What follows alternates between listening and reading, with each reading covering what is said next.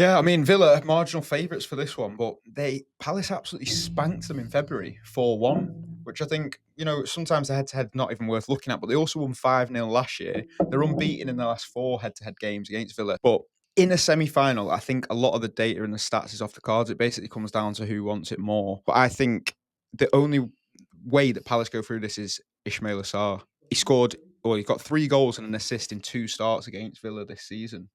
And he's kind of hitting form at the right time as well, because he's scored 4 goals in his last 9, and that's half his season's tally in the last 9 games. Do you not think Eze, obviously though? Eze, but obviously he's like missed a pen recently. Yeah, he He's missed a bit off pen, the but boil. since he scored that goal for England, he's basically got a goal or assist in every game since then. Yeah. And again, like we talk about this, he scored a goal that was marginally offside by an inch against Man City. That would have made it 3-0, fine margins. He missed a shocking penalty, admittedly, against Newcastle. That would have made it.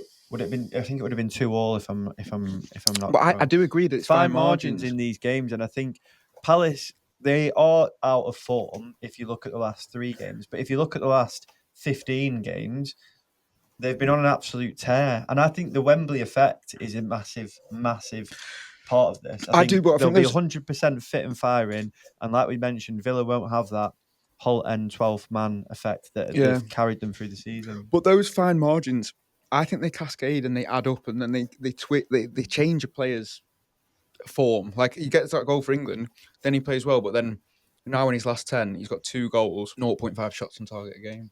Rashford's obviously starting to produce as well. He's the most likely goal scorer according to the AI, but that is if you don't count Ollie Watkins, because he'll be on the bench. Watkins coming in at 40%. So if I'm Unai Emery, I'm starting Watkins for this game. Well, I was sure that Unai Emery would start Watkins against City and Southampton, but he's just been playing Rashford into the ground, and Rashford did look good against City, but I feel like Rashford up front, he doesn't give you that outlet that Watkins does. I think that being at Wembley might suit Palace more. Villa have actually lost 6 of the last 8 games at Wembley, and we've talked about Villa so many times, man.